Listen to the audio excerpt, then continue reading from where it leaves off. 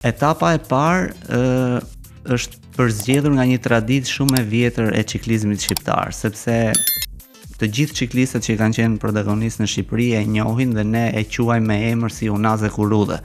Normalisht ne e përdorim shumë në stërvitje, nisemi nga Tirana ose sportistët e Durrësit nisen nga Durrësi dhe ndjekin itinerarin nëpërmjet Kavajës, Rrogozhinës, Qafkrabës dhe finishi vjen në Tiranë. Krijon formën e një unaze, e cila është shumë e preferuar për të gjithë sportistët. Pra, të gjithë ciklistët kanë dëshirë që kur dalin në stërvitje të krijojnë një unazë, mos të kthehen andej nga nisen gjithmonë për të mos ta bërë stërvitjen rutinë. Unë kam qenë protagonist në sugjerimin e itinerarit.